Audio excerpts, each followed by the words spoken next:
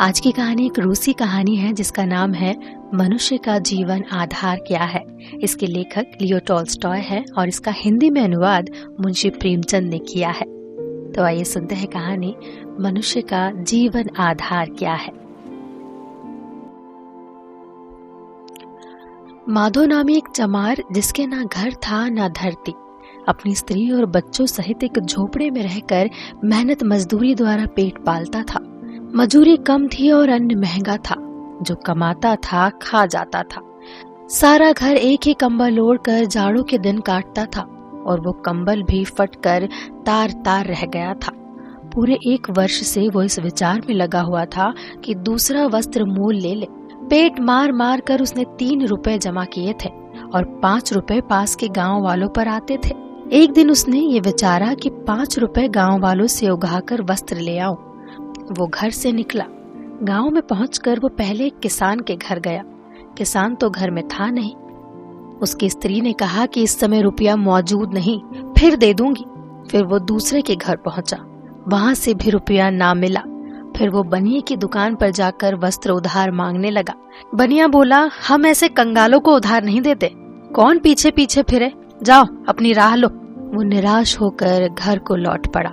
राह में सोचने लगा, कितने अचरज की बात है कि मैं सारे दिन काम करता हूँ, उस पर भी पेट नहीं भरता। चलते समय स्त्री ने कहा था कि वस्त्र अवश्य लाना, अब क्या करूँ, कोई उधार भी तो नहीं देता। किसानों ने कह दिया, अभी हाथ खाली है, फिर ले लेना। तुम्हारा तो हाथ खाली है, पर मेरा काम कैसे चले? तुम्हारे पास घर पशु सब कुछ है, अरे मेरे पास तो ये शरीर ही शरीर है। तुम्हारे पास अनाज के कोठे भरे पड़े हैं, मुझे एकाएक दाना मोल लेना पड़ता है। 7 दिन में 3 रुपए तो केवल रोटी में खर्च हो जाते हैं। क्या करूं, कहाँ जाऊं, हे भगवान। सोचता हुआ मंदिर के पास पहुंचकर देखता है कि धरती पर कोई श्वेत वस्तु पड़ी है। अंधेरा हो गया, साफ ना दिखाई देता है।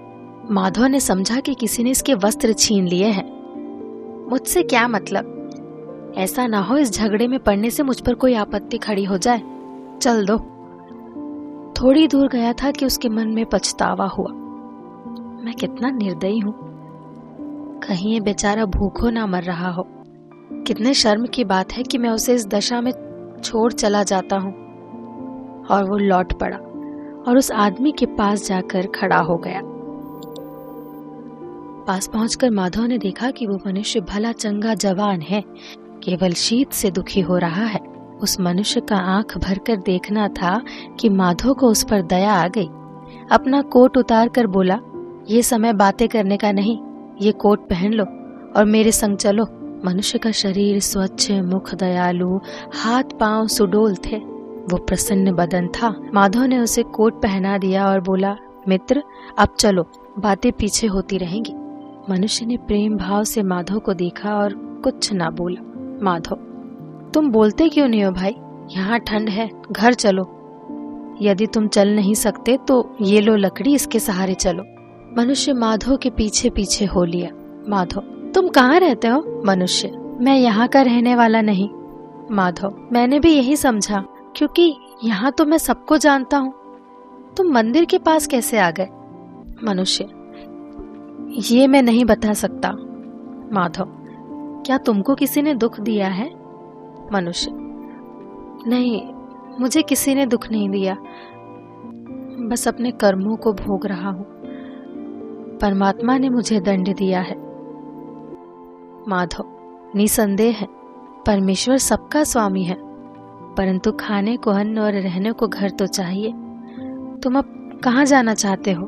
मनुष्य, जहाँ ईश्वर ले जाए। माधव चकित हो गया।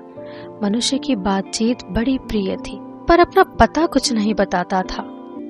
माधव ने सोचा, अवश्य इस पर कोई बड़ी विपत्ति पड़ी है। बोलो भाई, घर चलकर जरा आराम करो, फिर देखा जाएगा।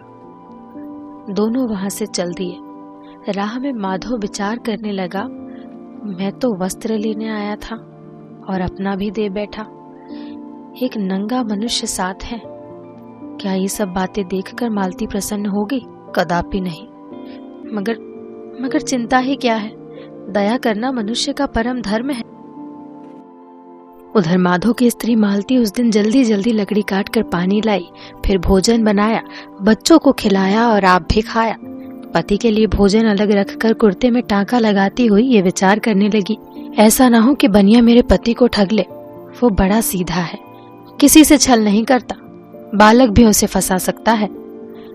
8 रुपए बहुत होते हैं, इतने रुपए में तो अच्छे वस्त्र मिल सकते हैं।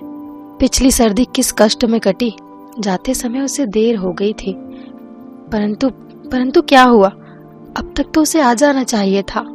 इतने में आहट हुई, मालती बाहर आई, देखा कि माधव है, उसके साथ नंगे सिर एक मनुष्य है। माधव का कोट उसके गले में पड़ा है, पति के हाथों में कोई गठरी नहीं है, वो शर्म से सिर झुकाए खड़ा है। ये देखकर मालती का मन निराशा से व्याकुल हो गया। उसने समझा कोई ठग है, खड़ी हो देखने लगी कि वो क्या करता है। माधव बोला, यदि भोजन तैयार हो तो ले आओ। मालती जलकर राख हो गई, कुछ न बोली, चुपचाप वहीं खड़ी रही। माधव ताड़ गया कि स्त्री क्रोध अग्नि में जल रही है। माधव, क्या भोजन नहीं बनाया? मालती क्रोध से, हाँ बनाया है, परंतु तुम्हारे वास्ते नहीं, तुम तो वस्त्र मोल लेने गए थे। ये क्या किया, अपना कोट भी दूसरे को दे दिया। इस ठग को कहां से लाए, यहाँ कोई सदा भरत थोड़ी चलता है। माधव, मालती बस, बिना सोचे समझे किसी को बुरा कहना उचित नहीं है। पहले पूछ तो लो कि ये कैसा, पहले ये बताओ कि रुपये कहाँ फेंके। माधव, ये लो अपने 3 रुपए, गांव वालों ने कुछ नहीं दिया। मालती रुपए लेकर, मेरे पास संसार भर के नंगे लुच्चों के लिए भोजन नहीं है। माधव, फिर वही बात, पहले इससे पूछ तो लो क्या कहता है। मालती, बस पूछ चुकी, मैं तो विवाह ही नहीं करना चाहती थी, तुम तो घर खो हो। माधव ने बहुत तेरा समझाया, वो एक न मानी। 10 वर्ष के पुराने झगड़े याद करके बकवाद करने लगी, यहाँ तक कि क्रोध में आकर माधव की जैकेट फाड़ डाली और घर से बाहर जाने लगी। पर रास्ते में रुक गई और पति से बोली, अगर ये भला मानस होता तो नंगा ना होता। भला तुम्हारी भेंट इससे कहाँ हुई? बस यही तो मैं तुमको बतलाना चाहता हूँ कि ये गांव के बाहर मंदिर के पास नंगा बैठा था। भला विचार तो कर, ये ऋतु बाहर नंगा बैठने की है। देवगति से मैं वहां जा पहुंचा, नहीं तो क्या जाने ये मरता या जीता। हम क्या जानते हैं कि इस पर क्या विपत्ति पड़ी है। मैं अपना कोट पहनाकर इसे यहाँ ले आया हूँ। देख, क्रोध मत कर, क्रोध पाप का मूल है। एक दिन हम सबको ये संसार छोड़ना है। मालती कुछ कहना चाहती थी, पर मनुष्य को देखकर चुप हो गई। वो आंखें मूंदे, घुटनों पर हाथ रखे, मौन धारण किए स्थिर बैठा था। प्यारी, क्या तुम में ईश्वर का प्रेम नहीं? ये वचन सुन मनुष्य को देखकर मालती का चित्त तुरंत पिघल गया। झट से उठी और भोजन लाकर उसके सामने रख दिया और बोली, खाइए। मालती की ये दशा देखकर मनुष्य का मुखारविंद खिल गया और वो हंसा। भोजन कर लेने पर मालती बोली, तुम कहाँ से आए हो? मनुष्य, मैं यहाँ का रहने वाला नहीं। तुम मंदिर के पास किस प्रकार पहुंचे? मैं नहीं बता सकता। क्या किसी ने तुम्हारा माल चुरा लिया? किसी ने नहीं, परमेश्वर ने ये दंड दिया है मुझे। क्या तुम वहां नंगे बैठे थे? हाँ, शीत के मारे ठिठुर रहा था। माधव ने देखकर दया की, कोट पहनाकर मुझे यहाँ ले आया। तुमने तरस खाकर मुझे भोजन खिला दिया। भगवान तुम दोनों का भला करे। मालती ने उसे एक कुर्ता और दे दिया। रात को जब वो अपने पति के पास जाकर लेटी तो ये बातें करने लगी। सुनते हो? हाँ, अन्न तो चुक गया, कल भोजन कहाँ से करेंगे? अब पड़ोसिन से मांगना पड़ेगा। जिएंगे तो अन्न भी कहीं से मिल ही जाएगा। वो मनुष्य अच्छा आदमी मालूम होता है, अपना पता क्यों नहीं बतलाता? माधव, क्या जानूं क्या कारण होगा। मालती, हम औरों को देते हैं पर हमको तो कोई नहीं देता, और मुंह फेर कर सो गया। सुबह हुई, माधव जागा, बच्चे अभी सोए पड़े थे। मालती पड़ोसिन से अन्न मांगने गई थी। अजनबी मनुष्य भूमि पर बैठा आकाश की ओर देख रहा था, परंतु उसका मुख अब प्रसन्न था। माधव, मित्र, पेट रोटी मांगता है, शरीर वस्त्र। इसका मतलब है काम करने की जरूरत है। तुम कोई काम वाम जानते हो? मनुष्य, मैं कोई काम नहीं जानता। माधव, देखो, अभ्यास बड़ी वस्तु है। मनुष्य यदि चाहे तो सब कुछ सीख सकता है। मनुष्य, मैं सीखने को तैयार हूं, आप सिखा दीजिए। माधव, तुम्हारा नाम क्या है? मनुष्य, मेकू। भाई मेकू, यदि तुम अपना हाल सुनाना नहीं चाहते तो ना सुनाओ, परंतु कुछ काम अवश्य करो। जूते बनाना सीख लो और यहीं रहो। मेकू, बहुत अच्छा, मैं सीख लूंगा। अब माधव ने मेकू को सूत बांटना, उस पर मोम चाना, जूते सीना आदि काम सिखाना शुरू कर दिया। मेकू 3 दिन में ही ऐसे जूते बनाने लगा मानो सदा से चमार का ही काम करता रहा हो। वो घर से बाहर नहीं निकलता था, बोलता भी बहुत कम था। अब तक वो केवल एक बार उस समय हंसा था जब मालती ने उसे भोजन कराया था, फिर वो कभी नहीं हंसा। धीरे धीरे 1 वर्ष बीत गया। चारों ओर धूम मच गई कि माधव का नौकर मेकू जैसे पक्के मजबूत जूते बनाता है, दूसरा कोई नहीं बना सकता। माधव के पास बहुत काम आने लगा और उसकी आमदनी बहुत बढ़ गई। एक दिन माधव और मेकू बैठे काम कर रहे थे कि एक गाड़ी रुकी। उसमें से एक धनी पुरुष उतरकर झोपड़े के पास आया। मालती ने झट से किवाड़ खोल दिए और वो भीतर आ गया। माधव ने उठकर प्रणाम किया। उसने ऐसा सुंदर पुरुष पहले कभी नहीं देखा था। वो स्वयं दुबला था, मेकू और भी दुबला, और मालती तो हड्डियों का पिंजरा थी। ये पुरुष तो किसी दूसरे ही लोक का वासी जान पड़ता था। लाल मुंह, चौड़ी छाती, तनी हुई गर्दन, मानो सारा शरीर लोहे में लदा हुआ है। पुरुष, तुम में उस्ताद कौन है? माधव, हुजूर मैं। पुरुष चमड़ा दिखाकर कहता है, तुम ये चमड़ा देखते हो? माधव, हाँ हुजूर। पुरुष, तुम जानते हो ये किस जात का चमड़ा है? माधव, महाराज ये चमड़ा तो बहुत अच्छा है। पुरुष, अच्छा, मूर्ख कहीं का, तुमने शायद ऐसा चमड़ा कभी देखा ही नहीं होगा।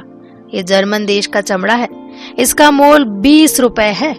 माधव डर कर कहता है, भला महाराज ऐसा चमड़ा मैं कहां से देख सकता था? पुरुष, अच्छा, तुम इसका बूट बना सकते हो? माधव, हाँ हुजूर, बना सकता हूँ, जरूर बना सकता हूँ। पुरुष, हाँ हुजूर की बात नहीं, समझ लो कि चमड़ा कैसा है और बनवाने वाला कौन है। यदि साल भर के अंदर कोई टाका उखड़ गया अथवा जूते का रूप बिगड़ गया तो तुझे बंदी खाने जाना पड़ेगा, नहीं तो 10 रुपए मजूरी मिलेगी। माधव ने मेकू की ओर कनखियों से देखकर धीरे से पूछा कि काम ले लूं? उसने कहा, हाँ ले लो। माधव नाप लेने लगा। पुरुष, देखो नाप ठीक लेना, बूट छोटा ना पड़ जाए। तभी पुरुष मेकू की तरफ देखता है और पूछता है, ये कौन है? माधव, ये मेरा कारीगर है। तभी पुरुष मेकू से कहता है, देखो बूट 1 वर्ष चलना चाहिए, पूरा 1 वर्ष, इससे कम नहीं। मेकू का उस पुरुष की ओर ध्यान ही नहीं था, वो किसी और ही धुन में मस्त बैठा हंस रहा था। तभी पुरुष को क्रोध आ गया और वो मेकू को कहने लगा, मूर्ख, बात सुनता है कि हंसता है? देखो बूट बहुत जल्दी तैयार करना, इसमें देर ना होने पाए। बाहर निकलते समय पुरुष का मस्तक द्वार से टकरा गया। माधव बोला, सिर है कि लोहा, किवाड़ ही तोड़ डाला था। तभी मालती बोली, धनवान ही बलवान होते हैं, इस पुरुष को तो यमराज भी हाथ नहीं लगा सकता, औरों की तो बात ही क्या है। उस आदमी के जाने के बाद माधव ने मेकू से कहा, भाई काम तो ले लिया है, कोई झगड़ा ना खड़ा हो जाए। चमड़ा बहुमूल्य है और यह आदमी बड़ा क्रोधी है, भूल ना होनी चाहिए। तुम्हारा हाथ साफ हो गया है, बूट काट तुम दो, सी मैं दूंगा। मेकू बूट काटने लगा। मालती नित्य अपने पति को बूट काटते देखा करती थी। मेकू की काट देखकर चकराई कि वो ये क्या कर रहा है। शायद बड़े आदमियों के बूट इसी प्रकार काटे जाते हो, और ये विचार करके वो चुप रह गई। मेकू ने चमड़ा काट कर दोपहर तक स्लीपर तैयार कर लिए। माधव जब भोजन करके उठा तो देखता क्या है कि बूट की जगह स्लीपर बने रखे हैं। वो घबरा गया और मन में कहने लगा कि इस मेकू को मेरे साथ रहते 1 वर्ष हो गया, ऐसी भूल तो उसने कभी नहीं की। आज इसे क्या हो गया? उस पुरुष ने तो बूट बनाने को कहा था, इसने तो स्लीपर बना डाले। अब उसे क्या उत्तर दूंगा? ऐसा चमड़ा और कहां से मिल सकता है? तभी वो मैकू से कहता है, अरे मित्र, तुमने ये क्या किया? उसने तो बूट बनाने को कहा था। अब मेरे सिर के बाल भी ना बचेंगे। ये बातें हो ही रही थी कि द्वार पर एक आदमी ने आकर पुकारा। मालती ने किवाड़ खोल दिए। ये उस धनी आदमी का नौकर था जो उसके साथ यहाँ आया था। उसने आते ही कहा, तुमने बूट बना तो नहीं डाले? माधव, हाँ बना ही रहा हूँ। नौकर, मेरे स्वामी का देहांत हो गया, अब ये बूट बनाना व्यर्थ है। माधव, अरे कैसे? नौकर, वो तो घर तक भी नहीं पहुंचने पाए, गाड़ी में ही प्राण त्याग दिए। उनकी स्वामिनी ने कहा है कि उस चमड़े के स्लीपर बना दो। माधव प्रसन्न हो उठा और उस आदमी के हाथ में स्लीपर थमा दिया। माधव उस पर अति प्रसन्न था और डरता रहता था कि कहीं भाग ना जाए। इस भय से फिर माधव ने उससे दोबारा उसका पता नहीं पूछा। एक दिन मालती चूल्हे में आग जला रही थी। बालक आंगन में खेल रहे थे। माधव और मेकू बैठे जूते बना रहे थे कि एक बालक ने आकर कहा, चाचा मेकू, देखो वह स्त्री 2 लड़कियां संग लिए आ रही है।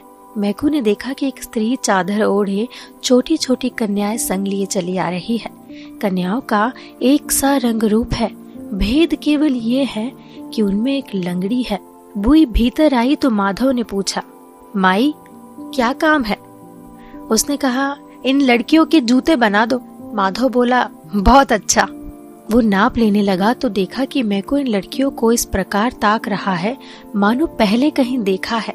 बुई, इस लड़की का एक पांव लूंजा है, एक नाप इसका ले लो, बाकी 3 पैर एक जैसे हैं। ये लड़कियां जुड़वा है। माधव नाप लेते हुए पूछता है, ये लंगड़ी कैसे हो गई? क्या जन्म से ही ऐसी है? अरे नहीं नहीं, इसकी माँ ने ही इसकी टांग कुचल दी थी। बुई ने कहा। मालती बुई से पूछती है, तो क्या तुम इनकी माता नहीं हो? बुई, नहीं बहन, मैं इनकी माता नहीं हूँ और ना ही इनकी संबंधी हूँ। ये मेरी कन्याएं नहीं हैं, मैंने इन्हें बस पाला है। मालती कहती है, फिर भी तुम इन्हें बड़ा प्यार करती हो? बुई, प्यार क्यों ना करूं, मैंने अपना दूध पिला पिला कर इन्हें बड़ा किया है। मेरा अपना भी बालक था, परंतु उसे तो परमात्मा ने ले लिया। तुम जानती हो, मुझे इनके साथ उससे भी अधिक प्रेम है। तो फिर ये किसकी कन्याएं हैं? मालती पूछती है। बुई कहती है, 6 वर्ष हुए कि एक सप्ताह के अंदर इनके माता पिता का देहांत हो गया। इनके पिता की मंगल के दिन मृत्यु हुई, माता की शुक्रवार को। पिता के मरने के 3 दिन पीछे ये पैदा हुई। इनके माँ बाप मेरे पड़ोसी थे। इनका पिता लकड़हारा था, जंगल में लकड़ियां काटते वक्त वृक्ष के नीचे दबकर मर गया। उसी सप्ताह में इनका जन्म हुआ था।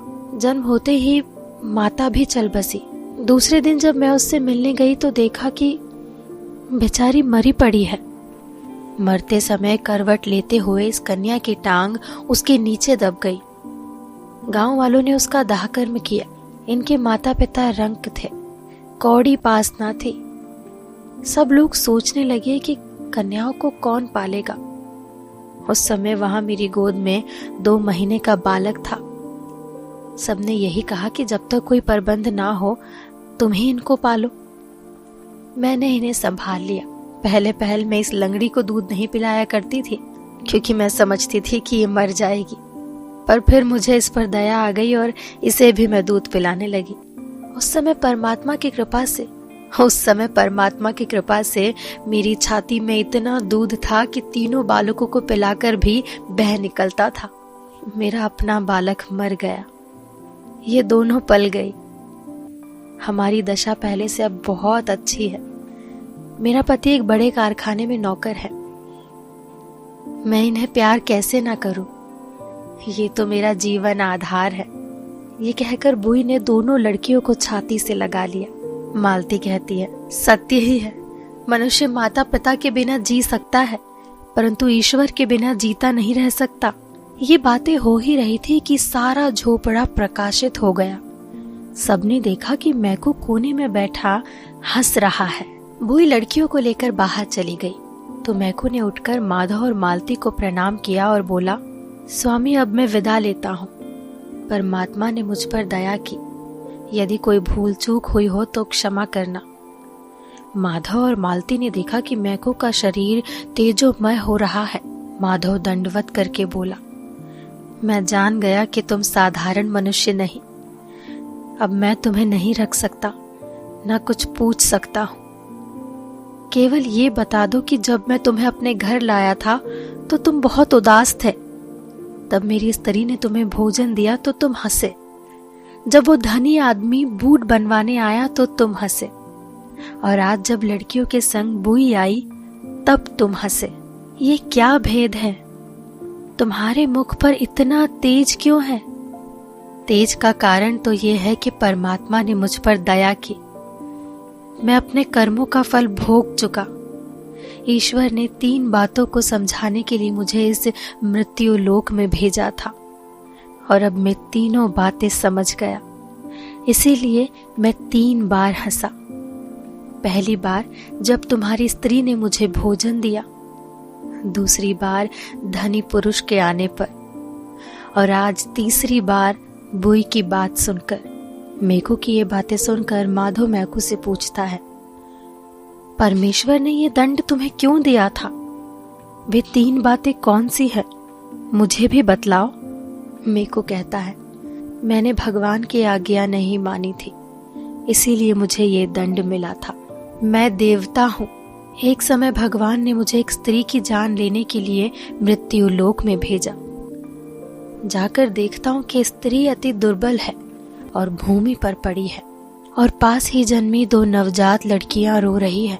मुझे यमराज का दूत जानकर वो बोली, मेरा पति अभी वृक्ष के नीचे दबकर मर गया।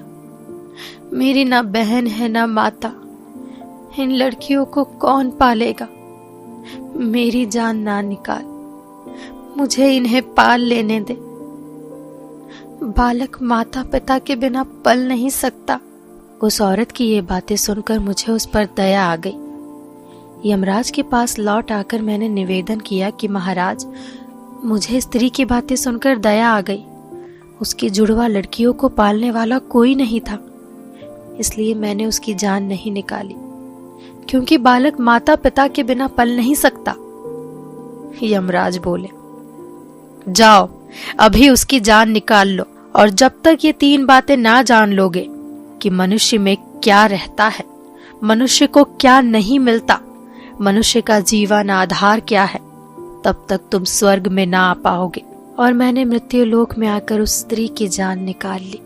मरते समय करवट लेते हुए उसने एक लड़की की टांग कुचल दी। मैं स्वर्ग को उड़ा, परंतु आंधी आई, मेरे पंख उखड़ गए और मैं मंदिर के पास आ गिरा। मैको की इतनी बातें सुनकर माधव और मालती समझ गए कि मैको कौन है। दोनों बड़े प्रसन्न हुए कि अहो भाग्य, हमने देवता के दर्शन किए। मैको ने फिर कहा, जब तक मनुष्य शरीर धारण नहीं किया था, मैं शीत गंभीर भूख प्यास का कष्ट ना जानता था, परंतु मृत्यु लोक में आने पर प्रकट हो गया कि दुख क्या वस्तु है। मैं भूख और जाड़े का मारा मंदिर में घुसना चाहता था, लेकिन मंदिर बंद था। मैं हवा की आड़ में सड़क पर बैठ गया। संध्या समय एक मनुष्य आता दिखाई दिया। मृत्यु लोक में जन्म लेने पर यह पहला मनुष्य था जो मैंने देखा था। उसका मुख ऐसा भयंकर था कि मैंने नेत्र मूंद लिए। मैं उसकी ओर ना देख सका। वो मनुष्य कह रहा था कि स्त्री पुत्रों का पालन पोषण किस भांति करे, वस्त्र कहाँ से लाए इत्यादि। मैंने विचारा, देखो मैं तो भूख और शीत से मर रहा हूँ और ये अपना ही रोना रो रहा है, मेरी कुछ सहायता ही नहीं करता, और वो मेरे पास से निकल गया। तभी मैं निराश हो गया था। इतने में वो मेरे पास फिर लौट आया। अब दया के कारण उसका मुख सुंदर दिखने लगा। माधव, वो मनुष्य तुम थे। जब तुम मुझे घर लाए, मालती का मुख तुमसे भी भयंकर था, क्योंकि उसमें दया का लेश मात्र ना था। परंतु जब वो दयालु होकर भोजन थाली लाई तो उसके मुख की कठोरता जाती रही। तब मैंने समझा कि मनुष्य में तत्व वस्तु प्रेम है, इसलिए मैं पहली बार हंसा। 1 वर्ष पीछे वो धनी मनुष्य बूट बनवाने आया। उसे देखकर मैं इस कारण हंसा कि वो बूट तो 1 वर्ष के लिए बनवाता है और ये नहीं जानता कि संध्या होने से पहले ही मर जाएगा। तब दूसरी बात का ज्ञान हुआ कि मनुष्य जो चाहता है सो नहीं मिलता। और मैं दूसरी बार हंसा। और फिर 6 वर्ष पीछे जब ये बुई आई तो मुझे निश्चय हो गया कि सबका जीवन आधार परमात्मा है, दूसरा कोई नहीं। इसलिए मैं तीसरी बार हंसा। इन सभी बातों को करते करते मैं को प्रकाश स्वरूप हो रहा था। उस पर आंख नहीं जमती थी। वो फिर कहने लगा, देखो, प्राणी मात्र प्रेम द्वारा जीते हैं, केवल पोषण से कोई नहीं जी सकता। वो स्त्री क्या जानती थी कि उसकी लड़कियों को कौन पालेगा? वो धनी पुरुष क्या जानता था कि गाड़ी में ही मर जाएगा? कौन जानता था कि कल क्या होगा, कपड़े की जरूरत होगी कि कफन की? मनुष्य शरीर में मैं केवल इस कारण जीता बचा कि तुमने और तुम्हारी स्त्री ने मुझसे प्रेम किया।